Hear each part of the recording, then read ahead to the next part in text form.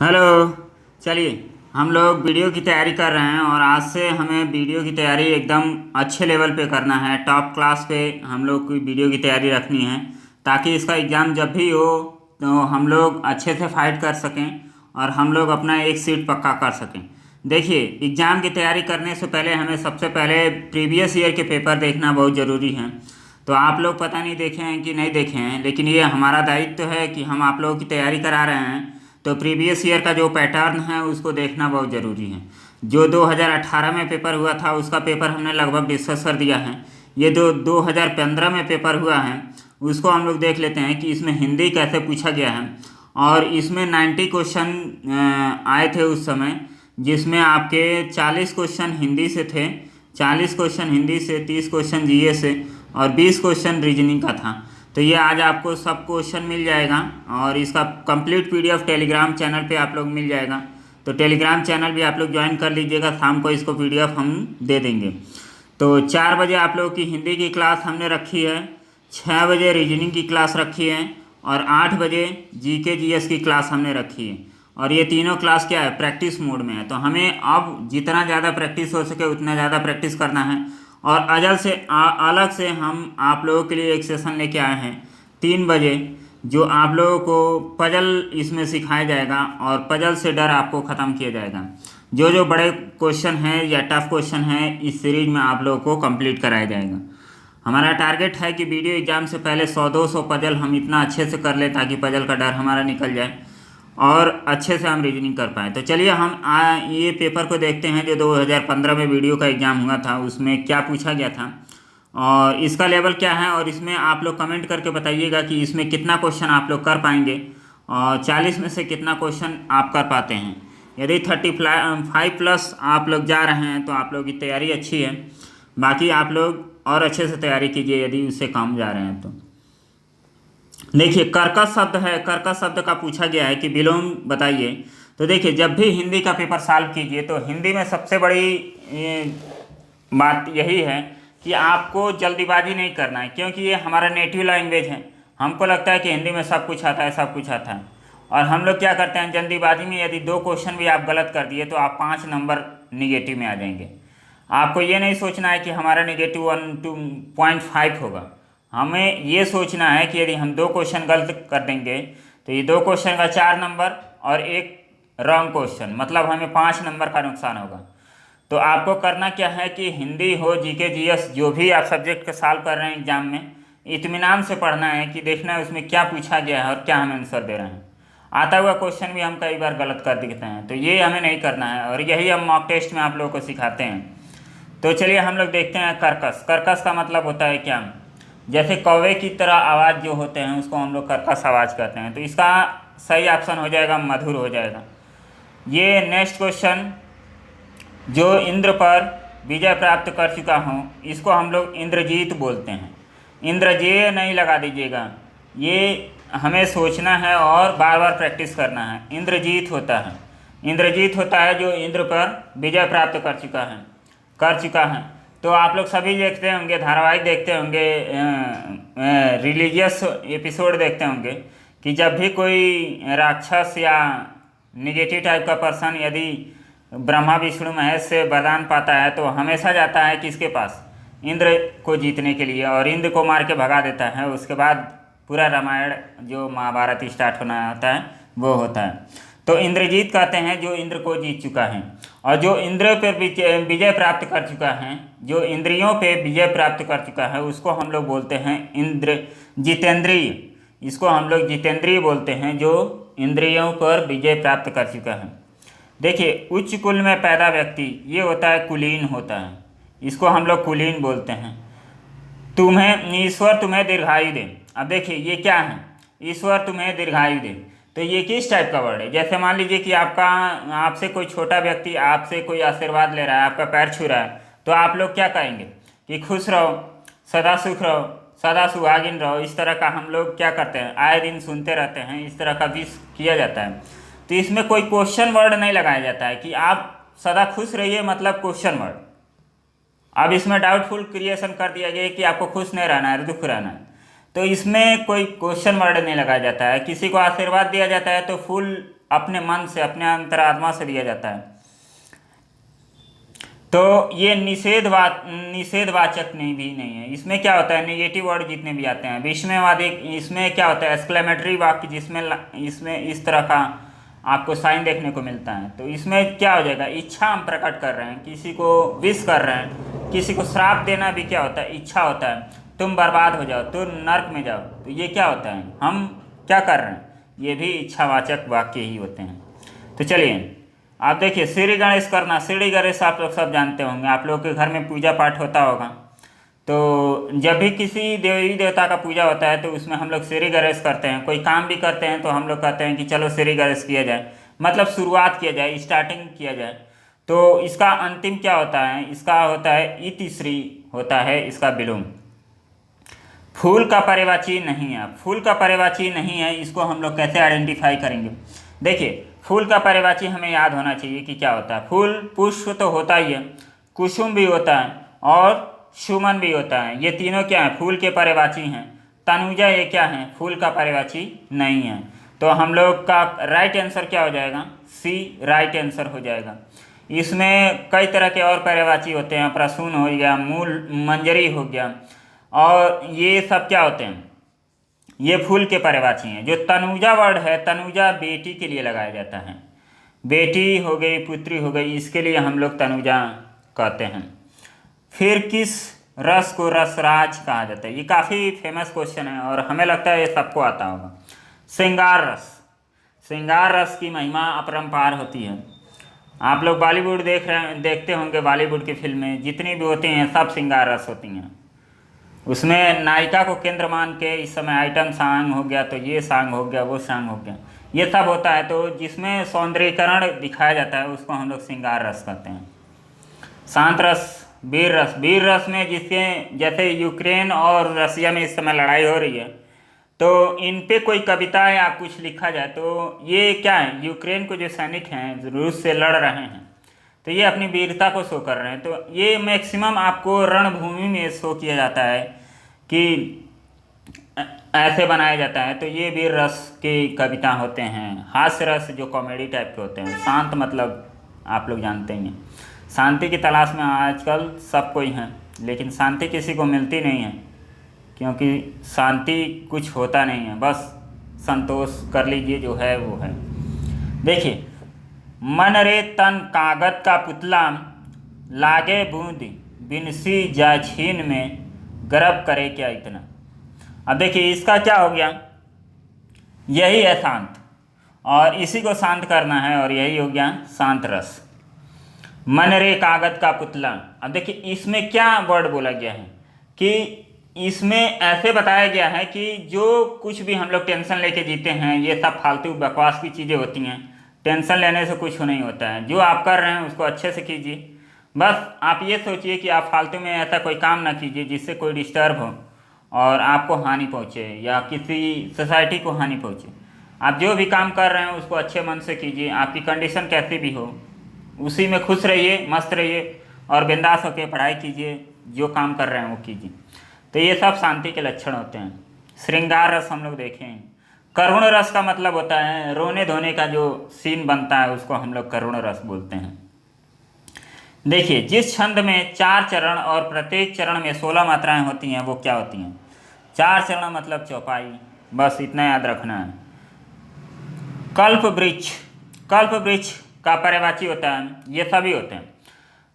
पारिजात होता है, देव वृक्ष होता है, कल्प तरु होता है, ये सब होते हैं कल्प वृक्ष के पर्यायवाची। हिंदी की आदि जननी क्या है, आदि जननी होती है संस्कृत। संस्कृत से हम लोग क्या सीखते हैं, तत्सम तद्भव देखते हैं। तत्सम का मतलब क्या होता है कि संस्कृत के एडिटिव वर्ड हिंदी में आ गए हैं उसको तत्सम बोलते हैं। तद्भव का मतलब जो संस्कृत के शब्द हैं उनको थोड़ा सा मॉडिफाई कर दिया गया तो वो क्या हो गए, हिंदी के शब्द बना दिए गए हैं, उसको हम लोग तद्भव शब्द कहते हैं। तो ये आता भी है क्वेश्चन आप लोगों के एग्जाम में। अब देखिए यहाँ पे 12वां नंबर का क्वेश्चन है, हिंदी दिवस कब मनाया जाता है। तो काफ़ी फेमस क्वेश्चन है, 14 सितंबर को मनाया जाता है हिंदी दिवस। और ये आप लोगों को याद होना चाहिए कि हिंदी दिवस के बारे में आप लोग पढ़ रहे हैं, हिंदी सब्जेक्ट पढ़ रहे हैं, तो हिंदी दिवस कब मनाया जाता है, 14 सितंबर को मनाया जाता है। इसमें ये पूछा गया है कि रात दिन अध्ययन करके भी वह प्रथम स्थान न प्राप्त कर सका। अब देखिए, ये कोई लड़का होगा जो रात दिन पढ़ रहा है फिर भी उसको फर्स्ट डिवीजन नहीं पा रहा है, और आप लोग दिन भर में टेंशन में रहते हैं क्या पढ़े क्या नहीं पढ़े, तो सर दर्द कर रहा है तो पेट दर्द कर रहा है, तो ये हो गया, धरना प्रदर्शन हो गया, और फिर भी आप लोग सोच रहे हैं कि सिलेक्शन हो जाए, तो कैसे होगा? आप लोगों को पढ़ना पड़ेगा। यदि सिलेक्शन चाहिए तो पढ़ना पड़ेगा, बिना पढ़े आप लोगों का सिलेक्शन नहीं होगा। पढ़ने के बाद भी कई लोगों का नहीं होता है, तो आप लोग ये कल्पना मत कीजिए कि बिना पढ़े आप लोगों का सिलेक्शन होगा। जो हो रहा है उसे होने दीजिए, आप अपना काम कीजिए, पढ़ाई पे ध्यान दें लगाइए और अच्छे से पढ़ाई कीजिए। इसमें पूछा है कि ये रेखांकित किया गया है, इसका शुद्ध क्या होगा? तो ये खुद ही शुद्ध है, शुद्ध को और शुद्ध क्या करेंगे? इसका अध्ययन यही होता है। इसका इस टाइप के वर्ड को आपको लिख के प्रैक्टिस करनी होगी कि ये क्या होता है। जैसे एक होता है उज्ज्वल, उज्ज्वल, तो उज्ज्वल को हम लोग ऐसे लिखते हैं, ये राइट वर्ड है। कई लोग इसमें ऐसे कर देते हैं तो आपको देगा शुद्ध वर्तनी करने के लिए, तो ये भी कई लोग कर देते हैं कि हाँ ये भी सही है, जबकि शुद्ध क्या है? ये है ज और व। ज जो दो हैं वो दोनों हाफ होते हैं, ये फुल नहीं होते हैं। इसका डंडा कोई लेके भाग गया है। अब चलिए, अविकारी शब्द क्या होते हैं? अविकारी शब्द जिसको कोई मतलब ही नहीं होता है किसी से, निठल्ला आदमी को हम लोग क्या कहते हैं? अविकारी शब्द कहते हैं। जिस पे लिंग वचन कारक किसी का कोई परिवर्तन नहीं होता है, कुछ भी हो जाए कोई मतलब नहीं है। और इसी शब्द को हम लोग अवयव भी बोलते हैं, तो ये क्या हो जाएगा? अविकारी शब्द जो होते हैं ये अवयव हो जाते हैं। फिर देखिए, हिंदी वर्णमाला में व्यंजनों की संख्या काफ़ी कन्फ्यूजिंग करता है कि 44 होते हैं कि 33 होते हैं, तो इसमें 44 नहीं होते हैं, 33 होते हैं। कचट तप आप लोग को याद है 25 हो गया। अंतस्थ व्यंजन और ऊष्म व्यंजन ये 6 हो गया, और इसमें आगत कुछ होता है ड करके, तो ये सब 33 होते हैं व्यंजन, तो ये आप लोगों को याद रखना है। और इसमें वर्णमाला को आप लोग अच्छे से पढ़ लीजिएगा, और हम भी कोशिश करेंगे कि एक मैराथन वीडियो लाएं हिंदी का, जिसमें आप लोगों को मैक्सिमम चैप्टर का एक ही वीडियो में ख़त्म कर दिया जाए, और उस एक वीडियो से आप लोग के 30+ नंबर कन्फर्म हो जाए। तो इस तरह का वीडियो हम भी प्लान कर रहे हैं, और टाइम लगेगा, लेकिन एग्ज़ाम के पहले ये वीडियो आप लोग को प्रोवाइड कर देंगे। चलिए नीचे देखिए, नीचे नहीं देखना है, पेपर में ही देखना है, और स्क्रीन पे देखना है, अच्छे से देखना है।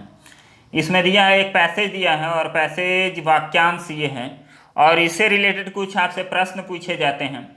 इसको हम लोग इंग्लिश में कहते हैं अनसीन पैसेज। तो अनसीन पैसेज मतलब बिना देखा हुआ पैसेज आपको दे दिया जाता है, और उसमें से कुछ क्वेश्चन पूछे जाते हैं और उसका आंसर दिया जाता है। तो काफ़ी आसान होते हैं, बट इसमें आसान के चक्कर में नहीं पड़ना है, प्रैक्टिस करनी पड़ेगी।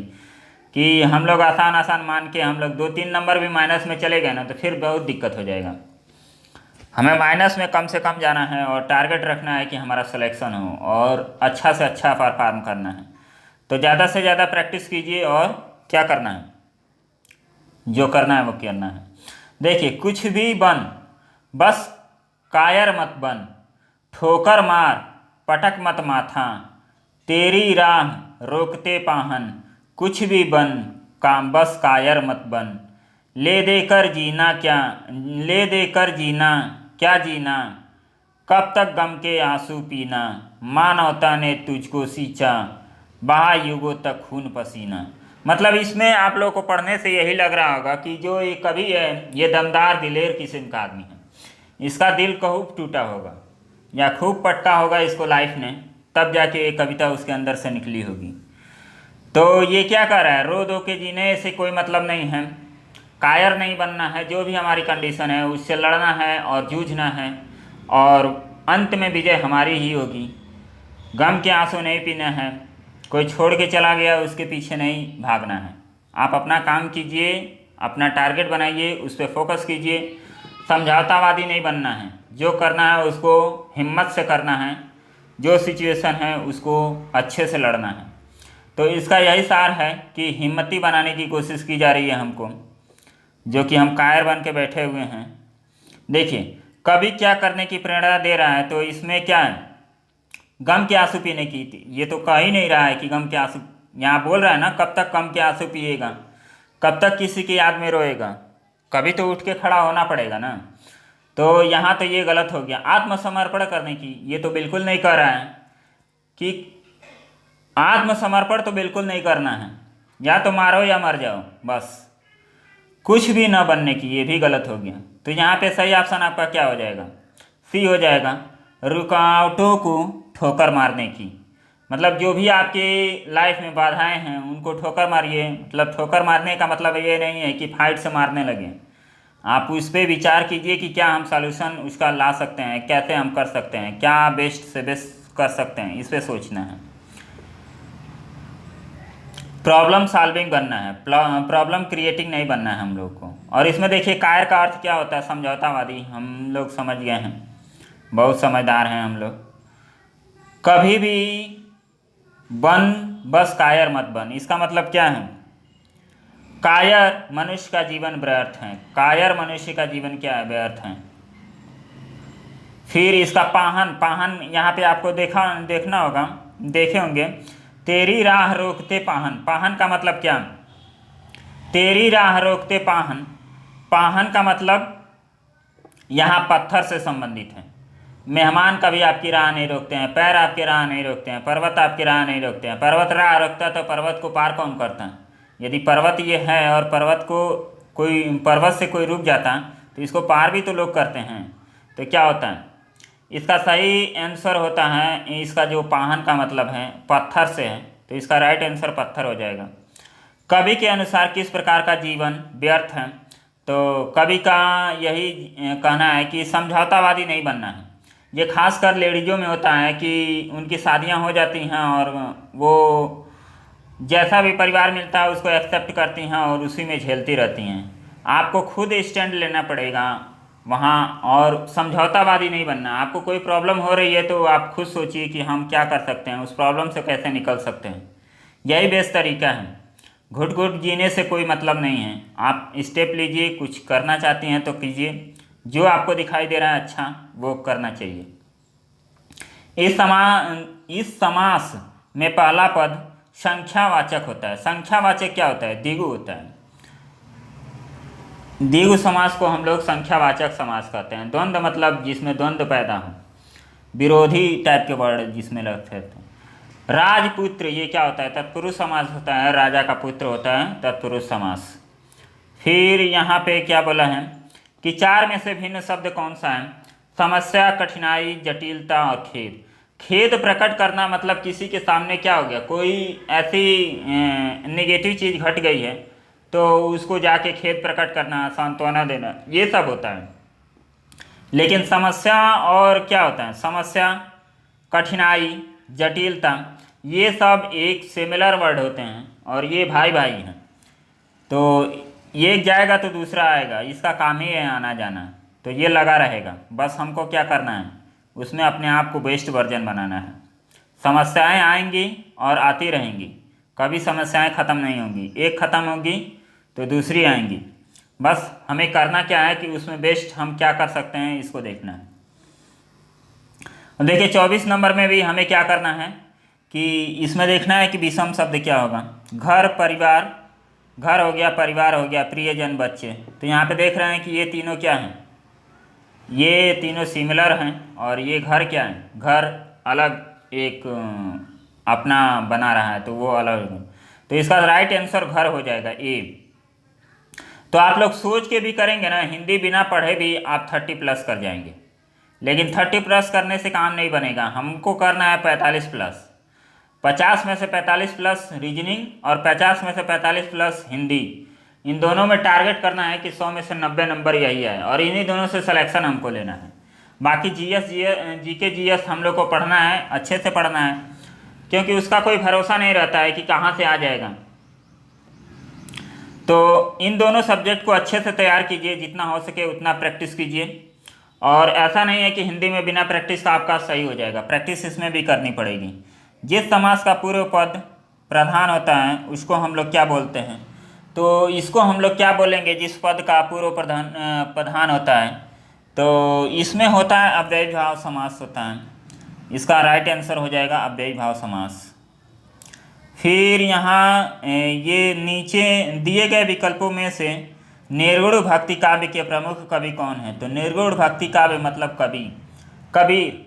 तो साकी शबद्रमैनी इनकी रचनाएं हैं। तो ये काफ़ी फेमस क्या है, कवि हैं। और ये मूर्ति पूजा, जादू टोना, छुआछूत, ये सब का विरोध करते थे और ये निर्गुण ब्रह्म की उपासना करते थे। तो इनको हम लोग ये कहेंगे कि निर्गुण भक्ति के जो प्रमुख कवि हैं वो कबीर हैं। आप लोग सूरदास और तुलसीदास की जो रचनाएं हैं उसको आप लोग कमेंट करके बताइएगा कि कौन कौन सी रचनाएं हैं। अब देखिए, भारतीय संविधान में किस भाषा को राजभाषा के रूप में स्वीकार किया गया है? तो ये सब जानते हैं कि हिंदी भाषा जो हमारी देश की भाषा है, इसको भाग 17 में, संविधान के भाग 17 में और अनुच्छेद 343 में इसको राजभाषा का दर्जा दिया गया है। और इसकी जो लिपि होती है देवनागरी लिपि होती है। कामायनी काफ़ी फेमस रचना है। किसकी रचना है? जयशंकर प्रसाद की। हमने इसको पढ़ा है, काफ़ी अच्छी बुक है। आप लोग को भी टाइम मिलेगा तो कामायनी ज़रूर पढ़िएगा, तो काफ़ी अच्छा आप लोगों को लगेगा। और पृथ्वीराज रासो से कौन नहीं परिचित है?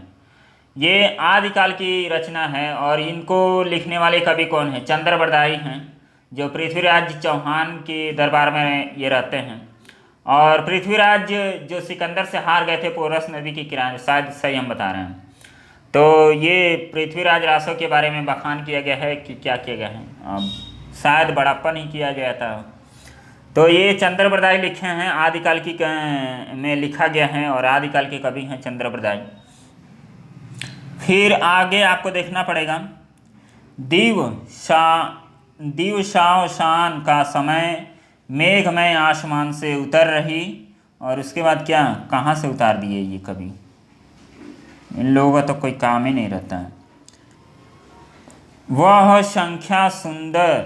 संख्या सुंदरी परी सी धीरे धीरे धीरे धीरे। तो इसमें क्या है? इसमें मानवीकरण अलंकार है। इसमें अलंकार पूछा है, तो इसमें अलंकार जब कुछ भी ना समझ में आए और आपको लगे कि ये बहुत व्यवहारिक है, तो आप लोग मानवीकरण मार के चले जाइएगा, बस सब फाइनल हो जाता है। तो ये मानवीकरण है। थोड़ा थोड़ा क्या होता है, परिचय में रहता है। ये सबसे इम्पोर्टेंट क्वेश्चन है 31 नंबर का, और इसमें लगभग लोगों ने गलती की होगी, क्योंकि हमें बताया जाता है क ख ग घ अंग च छ छ ज इ ट ठ ड ढ। तो ये हम लोग पढ़ते रहते हैं और उसमें ये बोला है कि छतरी वाला छ जो होता है वो किस क्रम के बाद आता है। जैसे अल्फ़ाबेट हम लोग देखेंगे, ए के बाद बी, बी के बाद सी, सी के बाद डी, तो ये एक क्रम बना हुआ है। उसी तरह हिंदी में ये छतरी वाला छ किस के बाद आता है। तो ये सबसे इम्पोर्टेंट क्वेश्चन है और इसको राइट डाउन कर लीजिएगा। इसका पीडीएफ आप लोग डाउनलोड करके इसके जो इम्पोर्टेंट क्वेश्चन है उसको नोट कर लीजिएगा। तो इसका राइट आंसर हो जाएगा क के बाद ये छ आता है, छतरी वाला छ। इसको नोट करके रखिएगा। क के बाद ख नहीं आता है। यदि क्रम वाइज लिखा जाए तो क के बाद क्षत्रिय छ आता है। फिर खग जाने खग की भाषा, क्या बात है? खग जाने खग की भाषा मतलब समान प्रवृत्ति वाले लोग एक दूसरे को सराहते हैं। तो ये काफ़ी इस समय चल रहा है और इसी पे पॉलिटिकल लीडर क्या करते हैं, अपनी रोटी सेकते हैं। इसी को हम लोग कह सकते हैं कि जातिवाद को बढ़ावा देना। ऐसे मामले जो होते हैं, क्या होते हैं, जो समान लोग होते हैं वो लोग एक ग्रुप बना के चलते रहते हैं। तो यही होता है खग जाने खग की भाषा। ये काफ़ी आसान ये हिंदी में होता है, लेकिन कभी कभी टफ बन जाता है जब हमारी रीडिंग स्किल नहीं होती है, हमें समझने में दिक्कत होती है। तो आप लोग को समझना है, तो इसको हमें जोड़ना है। अब देखिए, ये पहला फिक्स हो गया, छठवां फिक्स हो गया। इसके बीच में ये 4 वर्ड दिए गए हैं, 4 सेंटेंस दिए गए हैं जो क्या हैं, अधूरे हैं। उनको हमें पूरा क्रम में एक सजाना है। तो यहाँ पे क्या हो जाएगा, जिस प्रकार दाखना है उसी प्रकार। तो यह वाला तो नहीं होगा, तो यह से कोई स्टार्ट ही नहीं है। उसके स्वभाव का मतलब ये तो होगा नहीं। फिर मनुष्य का धैर्य, जिस प्रकार मनुष्य का धैर्य, कहाँ से स्टार्ट है, ल से। तो जिस प्रकार मनुष्य का धैर्य दहकता है, मनुष्य का धैर्य कभी दहकेगा नहीं, तो ये भी गलत हो गया। जिस प्रकार मनुष्य का धैर्य, तो ये व से अब स्टार्ट करते हैं। जिस प्रकार अग्नि का धर्म दहकना है। अब देखिए, व के बाद क्या आ गया, य आ गया, तो व के बाद य, तो दोनों में है। जिस प्रकार अग्नि का धर्म है दहकना, उसी प्रकार मनुष्य का धर्म उसके स्वभाव का पर्याय होना है। तो मनुष्य का धर्म, य के बाद क्या आ जाएगा, ल, तो ल आपका थर्ड आंसर हो जाएगा, थर्ड आपका राइट आंसर हो जाएगा। चलिए पहले फ्लाइट मोड पे कर दें, फ्लाइट मोड करना हमने भूल गया, तो इसको करना ज़रूरी है क्योंकि डिस्टरबेंस काफ़ी बना रहता है। चलिए अब हम लोग देखते हैं यहाँ पे अक्ल का दुश्मन। अक्ल का दुश्मन मतलब क्या होता है, अपने ही अक्ल का दुश्मन, ऐसा काम करेंगे कि किसी और को नुकसान हो या ना हो, अपना खुद नुकसान करेंगे। तो ऐसे लोगों को क्या कहते हैं, महामूर्ख। ये महामूर्ख कैटेगरी में आते हैं। जिस डाल पे बैठे रहेंगे उसी डाल को काटेंगे, ये भी नहीं सोचेंगे कि उससे गिरेंगे तो हाथ पैर टूटेगा कि नहीं टूटेगा। तो अक्ल का दुश्मन होना मतलब अपने आप का दुश्मन होना। अब इसमें एक सेंटेंस देता है, जैसे इंग्लिश में इसको कॉमन एरर के रूप में हम लोग देखते हैं। यहाँ पे आपको सेंटेंस पढ़ना है और उसमें बताना है कि कौन सा पोर्शन गलत है ए बी सी डी में। तो धनवान को व्यर्थ बेकार में सहायता देकर कोई लाभ नहीं होगा। अब देखिए इस सेंटेंस को आप पढ़ेंगे तो यहाँ पे आपको कुछ लग रहा होगा कि व्यर्थ बेकार में, तो ये दोनों क्या है, सिनोनिम्स हैं। और कभी भी एक वाक्य में दो सिनोनिम्स एक साथ, सिनोनिम्स का मतलब होता है समानार्थी शब्द जो होते हैं एक साथ यूज नहीं होते हैं। तो इसका क्या हो जाएगा, धनवान को व्यर्थ में बेकार में, ये नहीं होगा, धनवान को व्यर्थ में सहायता देकर कोई लाभ ना होगा। तो ये क्या हो जाएगा, बेकार जो यूज किया गया है ये फालतू है, इसका यूज नहीं होना चाहिए था लेकिन यूज कर दिया गया है क्योंकि इसको क्या बनाना है, त्रुटि बनाना है। तो त्रुटि तो वो पैदा करेगा ही, हम लोग का काम है कि उस त्रुटि को निकालना है। तो यहाँ पे ऑप्शन क्या हो जाएगा, बी ऑप्शन आपका राइट होगा। और आप लोग कमेंट करके बताइएगा कि ये हिंदी का क्लास आप लोगों का कैसे लग रहा है, इंटरेस्टिंग बन रहा है कि नहीं बन रहा है। मेन ज़रूरी है कि हमें पढ़ाई नहीं करनी है, पढ़ाई को इंटरेस्ट बनाना है। इंटरेस्टिंग वे में जब तक आप पढ़ाई को नहीं करेंगे तब तक आपकी कोई भी सब्जेक्ट नहीं सुधरेगी। हमारा मेन मकसद यही होता है कि हम जिस भी सब्जेक्ट को पढ़ाएं आप लोग के अंदर एक इंटरेस्ट डेवलप करें। जब तक आप लोग के अंदर इंटरेस्ट नहीं डेवलप होगा तब तक आप चाहे जितना भी पढ़िए मज़ा नहीं आएगा, और जिस चीज़ में मज़ा नहीं आता है फिर उस चीज़ को करने में भी मज़ा नहीं आता है। तो आप लोग जो भी पढ़ते हैं उसमें ये सोचिए कि हम उसमें इंटरेस्ट कैसे डेवलप कर सकते हैं। तो इंटरेस्ट डेवलप करना ज़रूरी है। इंटरेस्ट जब डेवलप हो जाएगा तो काफ़ी अच्छे से आप लोग पढ़ाई करेंगे। अब इसमें शुद्ध वर्तनी आप लोगों को देखना है, तो शुद्ध वर्तनी आप लोग देख लेंगे, काफ़ी समझदार आप लोग हैं तो इसमें कोई दिक्कत नहीं है।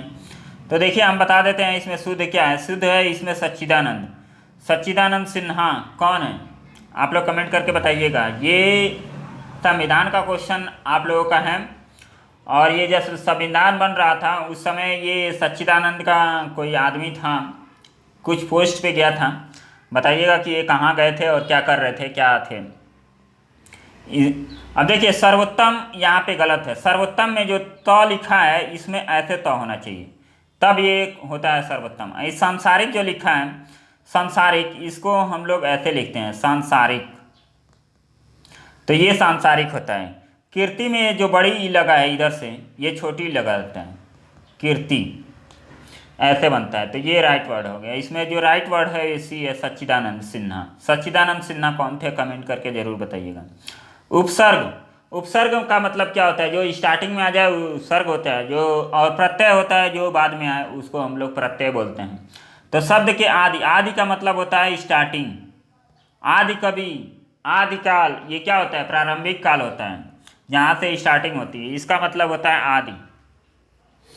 आदि का मतलब कई लोग ईटीसी भी बोलते हैं, फलाना ढमकाना आदि, ऐसे हम लोग कई बार पढ़े हैं तो उसको हम लोग नहीं। इसका सही ऑप्शन आपका हो जाएगा ए। मिठास शब्द में किस प्रत्यय का प्रयोग हुआ है, तो आस, क्या मिठास। अब देखिए यहाँ पे जो ठ में लगा है आ और स, तो यहाँ पे जो प्रत्यय का उपयोग हुआ है लास्ट में वो आस शब्द का प्रयोग हुआ है। अब इसके बाद सत्याग्रह, सत्याग्रह कौन सी सत्याग्रह का सही संधि विच्छेद क्या होगा, सत्याग्रह सत्याग्रह सत्याग्रह, ये आपका डी ऑप्शन आपका क्या होगा, सही ऑप्शन है। इसमें देखिए अ और प्लस आ, ये दोनों क्या हैं, इसको मिला के आपको सत्याग्रह बनाया गया है। यहाँ य के पास अ है और यहाँ आ है, और ये बन के क्या होते हैं, बड़ा बनता है आ। तो जब भी दो एक ही परिवार के मिक्स करते हैं, जैसे छोटी बड़ी, तो ये दोनों मिलके क्या बनेंगे, बड़ी। छोटा ऊ बड़ा ऊ, तो दोनों मिलके क्या बनेंगे, बड़ा ऊ। तो इस तरह के जो मिक्सिंग होता है संधि में, उसको हम लोग दीर्घ संधि भी बोलते हैं। तो इस टाइप के संधि को हम लोग दीर्घ संधि बोलते हैं। और ये लास्ट क्वेश्चन है इस हिंदी का, और इसमें का जीएस और रीजनिंग हम आप लोगों को अगले सेशन में डिस्कस करेंगे। ये वीडियो काफ़ी लंबा हो जाएगा, तो आप लोग भी कहेंगे कि कितना लंबा वीडियो है। तो चलिए हम लोग लास्ट क्वेश्चन को देखते हैं। दो वर्णों के मेल से होने वाले विकार या परिवर्तन को क्या कहते हैं। तो ये क्या होता है, संधि होता है। उपसर्ग बताया ही है कि उपसर्ग का मतलब क्या होता है, जो शुरुआत में लगता है। प्रत्यय का मतलब जो अंतिम में लगता है। समास हम लोग सब जानते हैं, बहुत इंटेलिजेंट हैं हम लोग। तो इस तरह आप लोग इंटरेस्टिंग वे में किसी भी सब्जेक्ट को पढ़ते रहिए और अच्छे से एंजॉय करके पढ़िए। बोरिंग नहीं करना है पढ़ाई को, टेंशन नहीं लेना है, बिंदास पढ़ना है। और कोई भी क्वेरी हो, डिस्क्रिप्शन में हमने व्हाट्सएप का नंबर दे दिया है आप लोगों की हेल्प के लिए। तो आप लोग वहाँ पे मैसेज कीजिएगा, फ़ोन मत कीजिएगा आप लोग, क्योंकि फ़ोन बहुत आता है तो फ़ोन से डिस्टर्बेंस ज़्यादा क्रिएट होता है। आप लोग को जो भी कोई प्रॉब्लम हो, सिंपली आप लोग मैसेज कर दीजिएगा। मैसेज हम देखेंगे, यदि हमें लगे आ गया कि हम आपकी प्रॉब्लम सॉल्व कर सकते हैं तो ज़रूर आपकी हेल्प करेंगे। और मॉक टेस्ट के लिए आप लोग भी क्वेरी कर सकते हैं यदि आप लोगों को मॉक टेस्ट चाहिए तो। बाकी आप लोगों की मर्जी, पढ़ते रहिए, हंसते रहिए, मुस्कुराते रहिए और बिंदास रहिए। चलिए मिलते हैं नेक्स्ट वीडियो में, तब तक के लिए बाय।